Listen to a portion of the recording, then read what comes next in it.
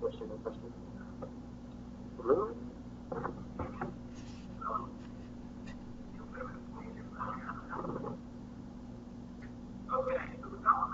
Hello? We are? Thank you. Let me just put this in the pocket here. Okay. Hello, like I said, my name is Dr. Rob Parks. Well, Dr. really isn't part of my name, but anyway. I am a postdoc at Georgia State University. I'm working with Dr. Fabian Baron. He is one of our stellar astronomers that Mike was kind enough to talk about. I actually am working with him to characterize young stellar objects. This is one of the things that is near and dear to my heart. Today I will be talking about work that was not so recent, and I will be giving you a preview of what are things to come. Essentially, you'll be seeing images that only 3 people in the world have seen. So before I can really talk about the subject, I need to introduce the subject in general. What are YSOs, or what are young stellar objects? Young stellar object essentially is the phase of a star's life from where the star is considered a protostar to where it reaches adulthood, or reaches the main sequence, where it starts actually burning hydrogen into helium in its core. So just kind of give you a crash course as to how stars form. First, you have this prenatal cloud, which is very large in extent. Inside this prenatal cloud, you have denser cores, so the density is not homogeneous throughout this cloud. The denser cores cause gravity that starts collecting more and more matter onto these denser cores, and eventually you get what we call a class 1 YSO, which is a protostar surrounded by not only a disk of material, circumstellar disk of material, but also a spherical cloud still inhabits around the star. And you also get these nice jets. Now, you might be thinking to yourself, I've seen this before, just basically an hour ago. And yes, in a way you have, because essentially the physics here are fairly similar to supermassive black holes, in the sense that you have something in the center, you have mass going around it, that mass is being accreted onto that object, and it is also, it too is a sloppy eater, in that it spews some of this material out in jets from its north and south magnetic poles. As time progresses, it moves from a class 1 YSO to what we call a class 2 YSO, in the sense that all of the spherical material has collapsed down. It's either accreted onto the protostar or has accreted onto the circumstellar disk. The circumstellar disk is also known as a protoplanetary disk. It is the disk through which, or from which, planets form. As you move forward in time, you get to the class 3 YSO. Basically, you have a protostar surrounded by protoplanets, a debris disk, and then finally you get to where the star actually turns on, and you have planets moving around it. Now, why do I like studying these things? These things are extremely chaotic beasts. They are not simple objects to understand really at all. So why do I care about these things? I care about them because I care about them for the same reason that even Mike should care about them. Planets. Planets are very sexy. But discovering planets, okay, yeah, that's nice. Anybody with enough time and patience and a reasonable sized telescope can discover planets. But only a few of us could actually potentially start answering the question of how these planets actually form. Where do these planets actually come from? And do they form very close to the star and sit there, or do they form further out and fall in? We have detected so many different types of planets. We, at this point, do not have a really good consensus of how these planetary systems actually came to be, particularly if you know anything about hot Jupiters, how these Jupiter or Jupiter-sized planets came to be within 0.03 to 0.1 AU of the host star. Now, one of the ways that, the first thing I'm going to touch on, one of the ways that we study these things is because they are chaotic, they are variable. And they are variable pretty much in any way that you want to look at it, either photometrically, spectroscopically, or later in the talk, interferometrically. And by trying to understand these variability mechanisms, you can try to understand prepping the living room for to name just four of vacuuming. these mechanisms. There are more than this, but the four that I'm going to concentrate on are star spots, both hot and cold, extinction from the circumstellar disk, and extinction from the surrounding environment. You have to remember that these things don't just form by themselves. Essentially, they are still, even though they have accreted the matter that's directly around them, they're still embedded within a prenatal cloud, which has clouds I give myself 20 minutes, set the timer, that variability mechanism. And then finally, you have disk accretion. You have essentially what Mike was talking about earlier. You have, as the amount of gas moves around in this disk, it's going to experience viscous processes. It's going to heat up, just as and crazy there's a as lot of radiation. But that radiation is not going to be constant time. To get a little bit more specific as to these variability mechanisms, cool star spots, they're magnetic in origin. Essentially, they form from twisted magnetic flux tubes in stars. They are located on the stellar photosphere. What's most important, at least observationally speaking, is that the stellar color is not correlated with the variability of the star. So, for instance, if you were looking at the star in, say, the H band, which is in the near infrared, and that variability, and the variability of that goes up and down, that star does not become bluer or redder because of that variation. And then finally, cool star spots are periodic.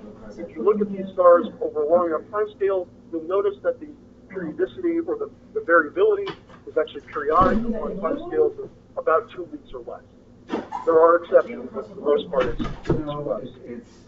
Then you have hot spots. Hot spots are, just hot spots on the star as it rotates. These are not magnetic origin, they are accretion origin. Essentially, as the material flows through the disk, it gets to the end of the disk, and then jumps magnetic field lines and then smashes into the star, and that high velocity gas smashing into the star creates a lot of heat and a lot of energy and creates what we call an accretion shock. Again, this is located on the stellar photosphere. In this case, the color does change. As the star becomes brighter, the star becomes blue. And that is because you are adding heat to the system. The effective temperature of the star goes up, and if you remember your stellar classification, the hotter a star is, the bluer it is.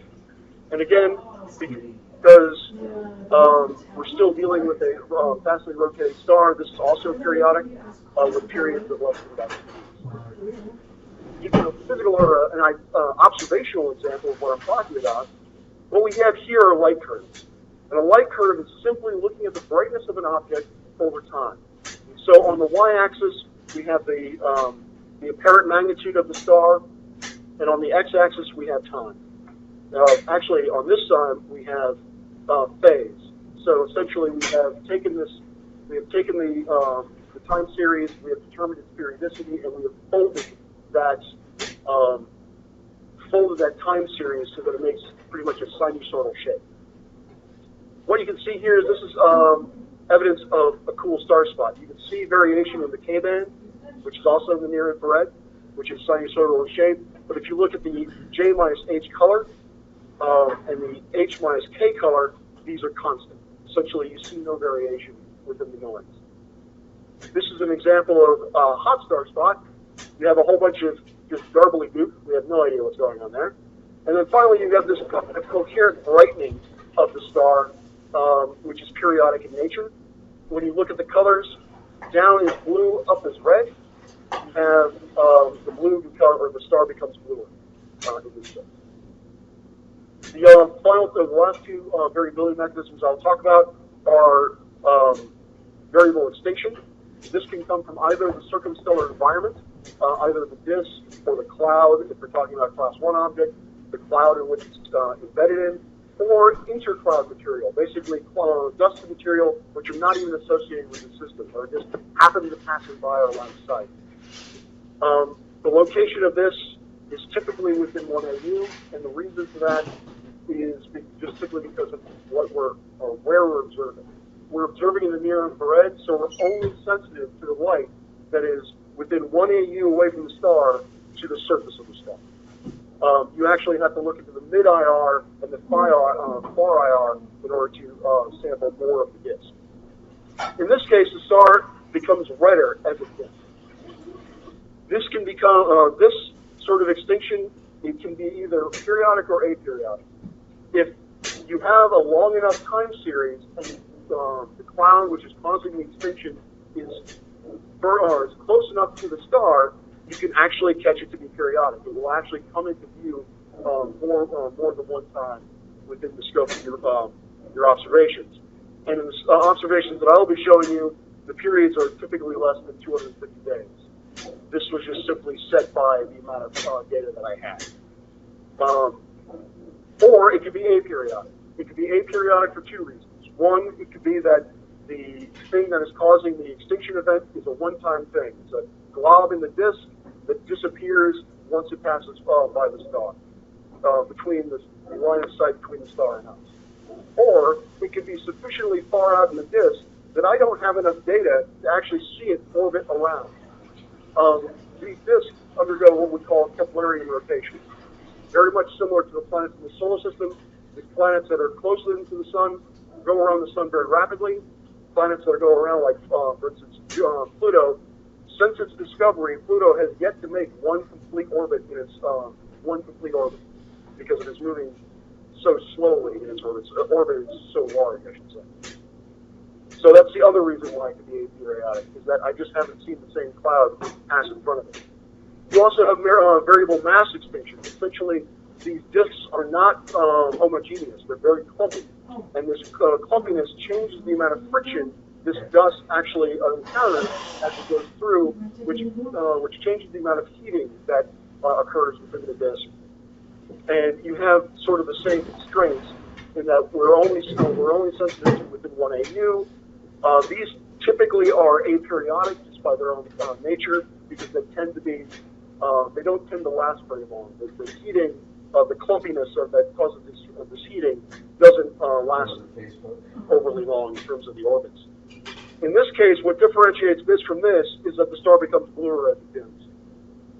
An example of this is here. You have this time series. We're looking at this right here. You can see that the star actually decreases in K-band.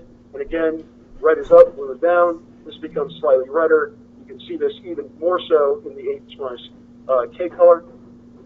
And then this is probably the best example I have of accretion, where you have a decrease in the star's brightness, and you have a corresponding ballooning. I don't think that's a word now. Ballooning in the star as it goes along.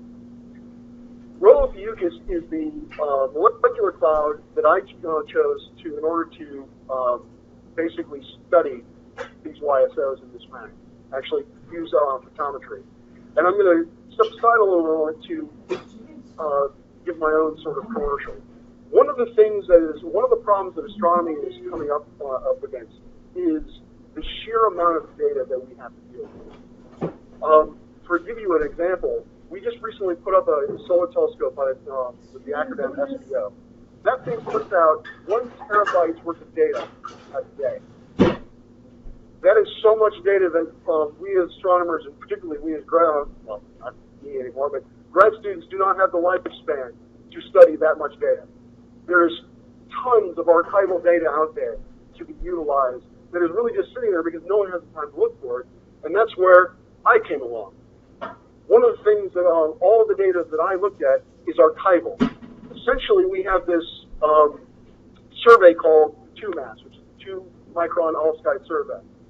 And it looks at all the stars in the sky in the near infrared. In order to determine the magnitudes of those stars properly, those stars had to be calibrated versus something. And so they actually observed these calibration fields, which are about, I think that's 8 arc minutes in width, 1 degree in height. These things have, in my particular, or the particular calibration field I used, there are roughly 1,700 sources with 1,600 data points apiece that covered about 2.5 years. Tremendously dense sample that was just sitting there for someone to analyze, which I did. So at a baseline of about 2.5 years with a cadence of about 1 day, It's heavily visually extended. The only way that you can look at these stars, because of the prenatal clouds that are embedded in it, is to look at it through the near infrared. Just to kind of summarize the results of this, of the 72 YSOs that were known in this field, we found that 79% of them were variable. Here are the variabilities as pertains to class. These 92% are probably a little inflated simply because there are just not a lot of stars of those two variability classes that we see. The first one is, the reasoning behind that is we saw so few class 1s primarily because class 1s are deeply embedded. We probably just didn't have the sensitivity to really truly sample the total number of class 1 objects. And class 3 objects simply are just, what would I describe why we saw so few class 3 objects? I really don't have a very good example, good reason for why we didn't see, age. The age of the cluster is just not sufficient enough that these stars have evolved, that too many of these stars have evolved to that point. The age of this cluster is only roughly about 1 to 3 million years old. 25 of these objects are periodic. They're sinusoidal with periods ranging from half a day to 25 days. These are the distribution in class. Again, you have class 2s and class 3s, primarily maxing out variability in the YSO classes. The dominant mechanism is cool star spots. Over here, we have 31 long timescale variables. Essentially, these are aperiodic variables where you see one sort of variability event, but it doesn't really repeat itself. These timescales go from 64 to 790 days. 790 days is almost the length of time of my observational survey. So basically, we see a steady decline or rise in the light curve over the entire span. In this case, the dominant mechanism is split about 50-50. Some of them, half of them were variable because of extinction. Some of them were variable because of accretion. And then we have just the irregulars, which are boring. Really, the dominant mechanism, as it were, is extinction or accretion, but we were only out of the 40, I was only able to identify maybe 8 of them, dominant mechanisms. The rest of them were just chaotic. We just really have no idea what's going on. I'd like now to kind of run through some of the niftier examples. This one is an example of the fact that, like I said, these things are chaotic in the sense that I've been talking about variability mechanisms. These variability mechanisms are not kind. They don't just happen. This star is variable because of star spots. This star is variable because of extinction.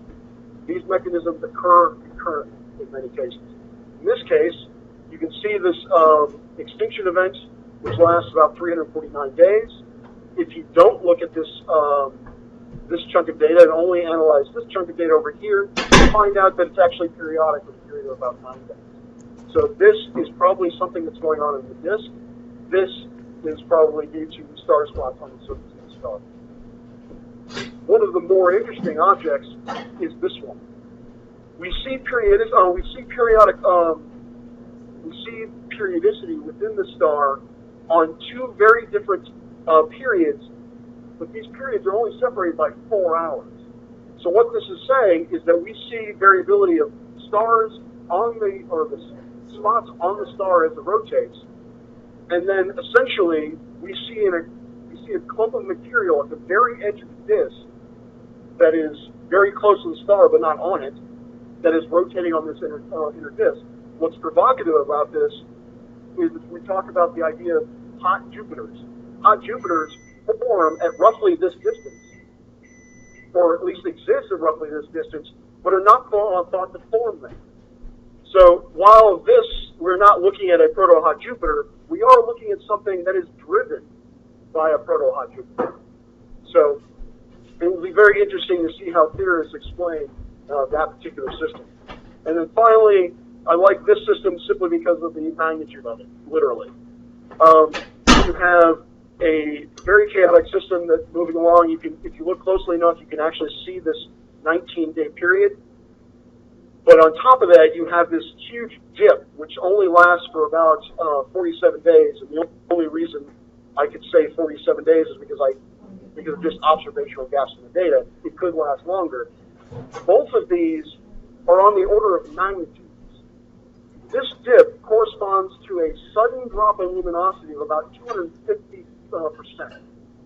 Something very dense passed in front of this object, probably an inner cloud, probably something in the inner cloud passed in front of it. And then this is also intriguing because, yet again, this variability is on the scale of 1 magnitude, 250% change in brightness.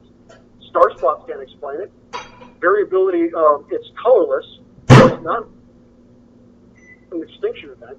We have really no idea why this thing is acting the way it is. So again, we'd be curious to see what theorists have to make on this, particularly once I go back in my previous free time to look at this using spectroscopy. Where's that at? Okay. This is the current paradigm. Now I'm going to focus on Class 2 objects. Why Class 2 objects? Because, like I said, planets are sexy. This is where the planets are going to start initially forming. This is the current paradigm of what a YSO Class 2 disk looks like. You have the star. You have, may or may not have, pure gas within this part of the disk, which is anywhere between 0.1 to 1 AU.